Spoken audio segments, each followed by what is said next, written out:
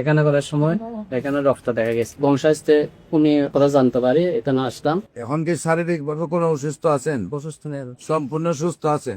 আসসালামু আলাইকুম ওয়া রাহমাতুল্লাহি ওয়া বারাকাতুহু। সম্মানিত দেশবাসী, আমি cancer specialist doctor SM. Sarwar. বিশেষ করে আপনারা জানেন যে সারা ওয়ার্ল্ডের ডাক্তারদের বক্তব্য হলো ক্যান্সার হলে আনসার নেই। ক্যান্সার হলে আমরা সাময়িকভাবে চিকিৎসা দিয়ে থাকি, একসময় ক্যান্সারের মৃত্যু হয়, এটাই মেনে নিতে হয়। আমরা গণস্বাস্থ্য বলে থাকি যে ক্যান্সার হলে আনসার নেই, সেই কথার কোনো ভিত্তি নেই। ক্যান্সার সম্পূর্ণরূপে সুস্থ হয়। আজকেও একজন ক্যান্সার রোগী সুস্থ হয়েছে, আমরা আপনাদের সাথে পরিচয় করে দিচ্ছি। আপনার নাম? মোহাম্মদ মন্নান উদ্দিন। মোহাম্মদ মন্নান উদ্দিন। মন্নান উদ্দিন।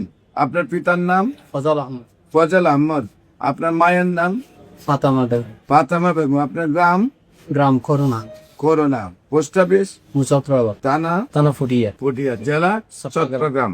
আচ্ছা, আপনার কি সমস্যা হইলো? কোথায় কোথায় চিকিৎসা করছেন? কিভাবে আমার কাছে আসছেন? কিভাবে সুস্থ হয়েছেন একটু বলেন। আমি বিদেশে ছিলাম, ওখান থেকে বাড়িতে আসি, দেখি এখানে করার সময় এখানে রক্ত দেখা গেছে। পরে ডাক্তারকে দেখেছি, ডাক্তার কোলোনোস্কোপি দিছে। কোলোনোস্কোপি দেওয়ার পর একটু বায়োপসি নিছে। বায়োপসিতে বলছে এরা পরীক্ষা করে বলছে ক্যান্সার হয়েছে। ক্যান্সার হওয়ার পরে আমি ঢাকা হাসানি হসপিটাল থেকে 2টা কেমো দিয়েছিলাম। পরে এখানে আসা যাওয়ার সমস্যা হওয়ার কারণে আবার চিটাগাং থেকে আমার বাড়িতে ওখানে আরো 3টা কেমো দিছে। কেমো দেওয়ার পরে এরা অপারেশনের কথা বলছে, তখন আমি অপারেশন না করে আপনাদের ফেসবুকের মাধ্যমে আপনার বংশাস্তে উনি কথা জানতে পারি এখানে আসলাম। আসি এখান থেকে চিকিৎসা সব দিয়ে আগে যে এলোপ্যাথিক ছিল এগুলো সব বন্ধ করে দিচ্ছে। এবং 6 মাস হয়েছে আপনার থেকে চিকিৎসা করতেছে। 6 মাসে একটা পরীক্ষা দিচ্ছে এবং পরীক্ষাতে লারমন্ত বলতেছে তাহলে ক্যান্সারের কোনো জীবন। আপনি এখন কি শারীরিক ভাবে কোনো অসুস্থ আছেন? অসুস্থ নেই। সম্পূর্ণ সুস্থ আছেন।